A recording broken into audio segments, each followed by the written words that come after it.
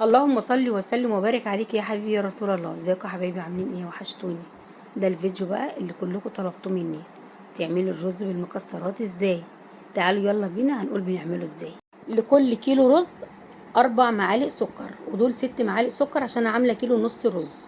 هنا الرز حطيت زبده وحطيت زيت وبشوحه. هنا عندي كبد وقوانص هقطعها حتت صغيره واقول لكم هنعمل بيها ايه، بس ديت كبد وقوانص رومي.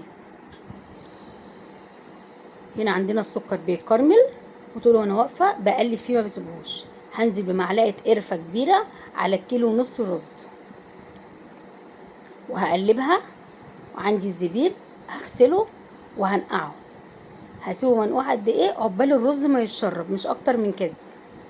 عندي شويه مكسرات هكسرهم لحتت صغيره، يعني مش عايزاه تبقى الحته كبيره المنظر ده. هنا هرجع للسكر تاني، كرملته خلاص اهوت. وطول ما انت بتقلبي ايه واقفه ايدك فيه ما تسيبهوش. هنزل عليه بميه او بشوربه، انا هنا نزلت بميه. هسيبه يغلي، واول ما يغلي هنزل بيه على الرز. هنزل بيه على الرز اهوت، وهزود الرز ميه واحط له ملح، وهسيبه يتشرب.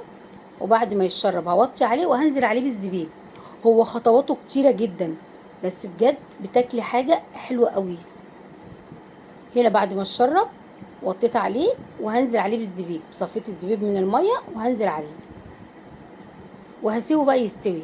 عقبال ما اعمل ايه، عقبال ما احمص المكسرات واعمل الكبد والقوانص. نزلت بنص معلقه زبده وهحمص المكسرات، عايزه بس تاخد لون خفيف كده. اول ما تاخد لون دهبي خفيف كده هطلعها.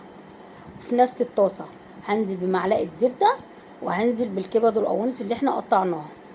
في ناس كتير قوي ما بتحبش الكبده، واحده من الناس انا ما بحبش الكبده فما بحطهاش، انا بحط قوانص وقلوب بس.